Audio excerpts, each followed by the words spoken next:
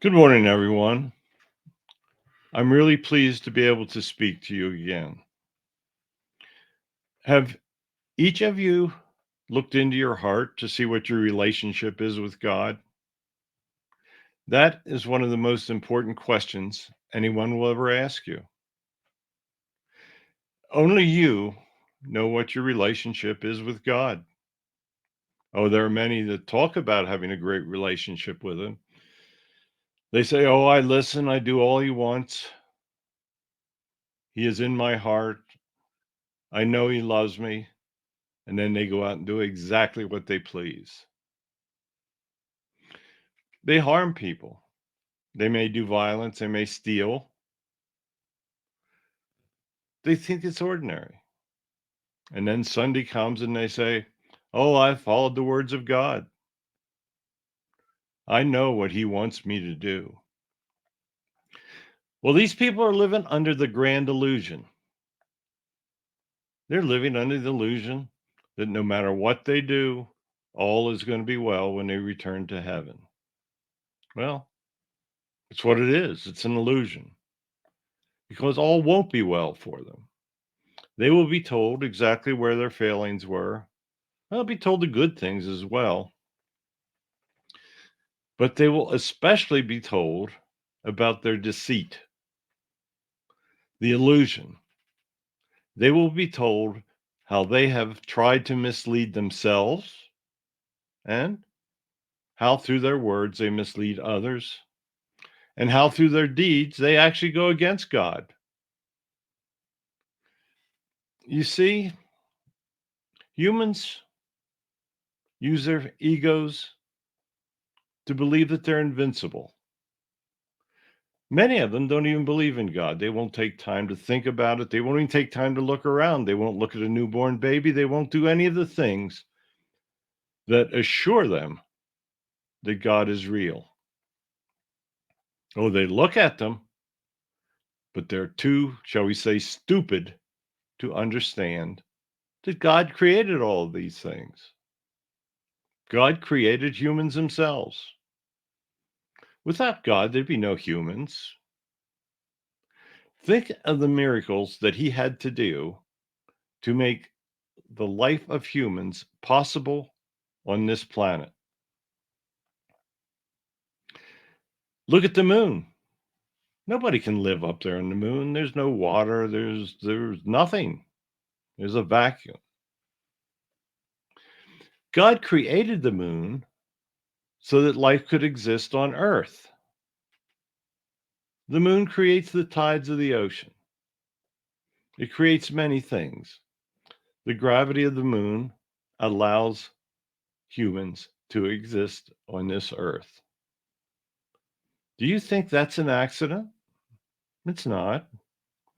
God knew exactly what he was doing. Now, there's many humans that think they know exactly what they're doing, but they're fools. If they do not believe in God, they are fooling themselves. And when you fool yourself or try to fool others, that's the definition of being a fool. Maybe that's a little strong, but maybe it's not. You see, individuals have to know. They have to know what's within their hearts. They have to know what they believe, and they have to know how they want to live their lives. Humans think they're smarter than God. Oh, I got a big cell phone. I can do all kinds of things. I can say, "Hey, Google, play me a song." Yeah, sure. Do you realize how childish that is in the big picture? Your technologies are like a baby being born. Someday you might understand that the other great civilizations of the world have had technologies that put what you know here on earth to shame. You think you know everything, and you think that this little bit of knowledge that you have proves to you that God doesn't exist. Well, if you think that, you just flunked your test. You see your whole life as a test. How you live your life is going to determine how the real life of your soul is treated upon its return. You came back with a mission. Now, I don't know what each of your individual missions was or is or should be, but you had a life plan that laid out lessons that you needed to learn. Each human is unique. Each human has an individual path that they are to follow. That path will lead them to what they need to know to advance in the realms of heaven. Many of you have accumulated great wealth, and many of you haven't. You see, wealth can bring very much unhappiness. Many of you that lead very simple lives are extremely happy because you have God in your heart and you know what's going to happen when you return and you help others and you have this great happiness. There are many people that have incredible wealth and it brings them incredible unhappiness. All they think about is trying to have more wealth. Oh, maybe I should have my fourth yacht or my fifth home or many other things. You see, the trappings of wealth can be the pathway to incredible unhappiness. Many people do use the wealth to help others, and that brings them happiness.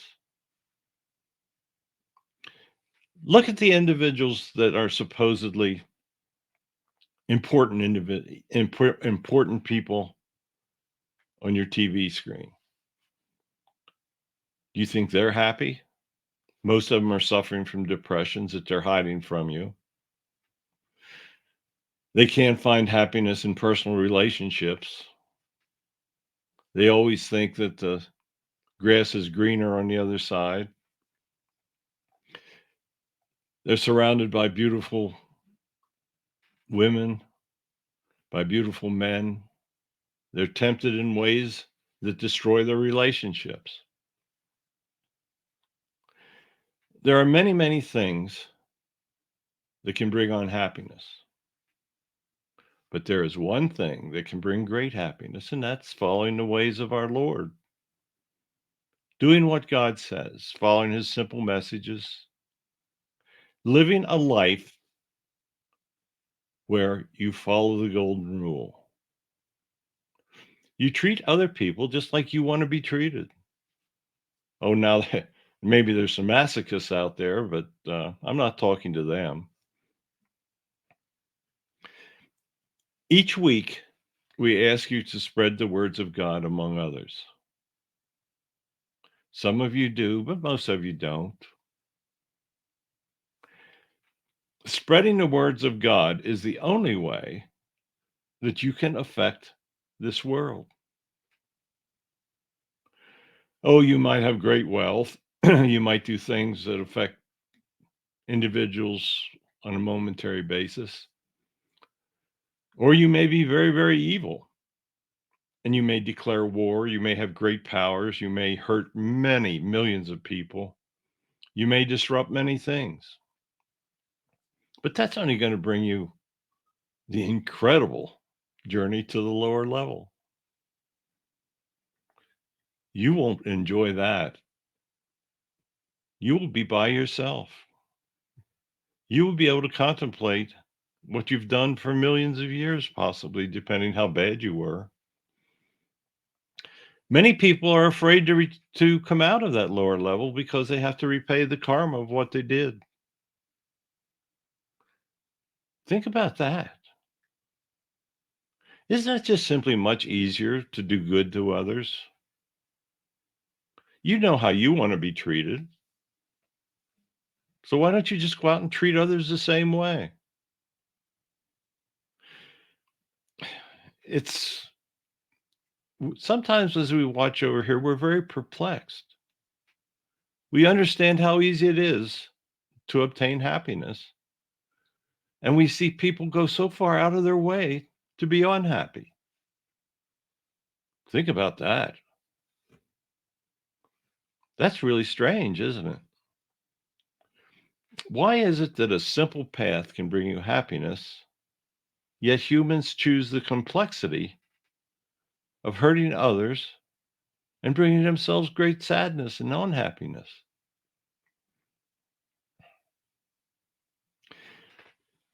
Well, it's a tough question to answer, and it's been going on for hundreds of thousands of years with humans. As we watch over here, we think humans are very slow learners because they never learn. They just keep going back and doing the same stupid things. They keep declaring war. They keep killing people. They keep doing all these things that bring sadness and unhappiness when they could just simply sit back, do what is right, and live in a wonderful world. It's a great complexity, or it can be a great simplicity. It's how you make it, it's how you want it to be. Now, we can speak when we come to you in very difficult words. We could speak in parables that you wouldn't be able to understand. The church did that for many, many years. They made the gospels as hard to understand as they could because they did not want you to understand the simplicity of how it could be. Through the years, many religions wanted to complicate your lives by making you believe that you had to rely upon them for whatever salvation was ahead for your soul. That is a great complexity that many of the religions brought upon the people. The one thing that I would like you to understand today as I speak to you is the grand simplicity of God's idea for your creation and for your advancement.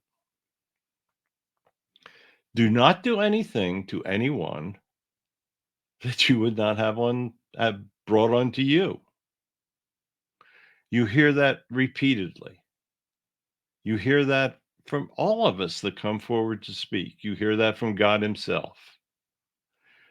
So why in heaven's name do you make it so complex?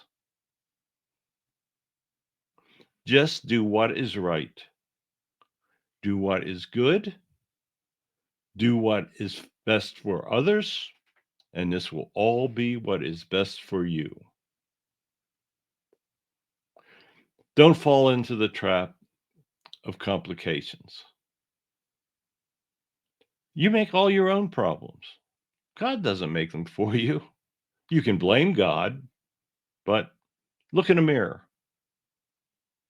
That's what he told you to do this week. How many of you looked in the mirror and analyzed your own soul and your own path?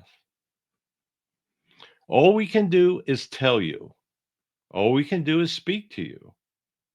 You have to do the rest. If you are listening to our words, that's a great first step. It may be that you've done your first steps, but at least have people listen to the messages. The greatest favor that you can do them is tell them about God's words. The greatest favor that you can do them is to let them know the true meaning of God and the true simplicity of his messages. Let them know that they do not have to complicate their lives. Let them know that they can do the very simplest of all things. And if they do the simplest of all things, they will enjoy a happy life on earth and a much happier life when they return to the realms of heaven.